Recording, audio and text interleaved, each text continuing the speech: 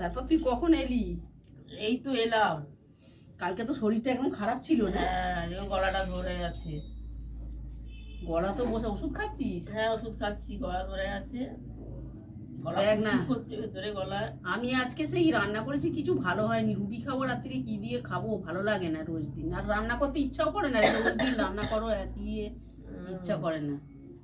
আজকে তুই কি নিয়ে এলি মায়ের জন্য? মায়ের জন্য মাছ এনেছি, ওইদিকে রেখেছি তো, মানে মাছের। আর এইটা এমনি কি? এটা ঢ্যাঁড়স পোস্ত, ওই জন্য এই পোস্তটা এইখানে। শালা বেশ ভালো করেছিস তো ঢ্যাঁড়স পোস্তটা। এই জন্য ঢ্যাঁড়স পোস্তটা এইখানে এনেছি। আমি তাহলে নিয়ে যাই, এটা রুটি দিয়ে খাবো। কাঁচা তেল দিয়েছিস না কি এর মধ্যে?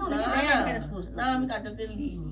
আমি তাহলে নিয়ে যাই, আবার মা আবার কিছু বলবে না তো? আবার তো খ্যাচখ্যাচ শুরু করে দেবে। মা তো নেই, পালা। তুই বলবি না ঢ্যাঁড়স পোস্ত নিয়ে, আমাকে তো কিছু দিতে চায় না, জানিস না। কালকে একটু আচার ছিল এখানে, আমি নিয়ে গেছি। না নিবি না, আমি জোর করে নিয়ে গেছি। দেবে না কেন? আমি জোর করে নিয়ে গেছি যে অর্ধেকটা নিয়ে খাবো, অর্ধেকটা তোমায় দিয়ে যাবো। নিবি না আমি খাবো। আচারটা করেছে দেখাই তো নি, জানিস ওখানে লুকিয়ে রেখে দিয়েছিল। ভালো করে নিয়ে গেছি। আমি নিয়ে গেছি, আমি অর্ধেকটা জোর করে নিয়ে গেছি। বলছে নিবি না, আমি শুনিনি তো।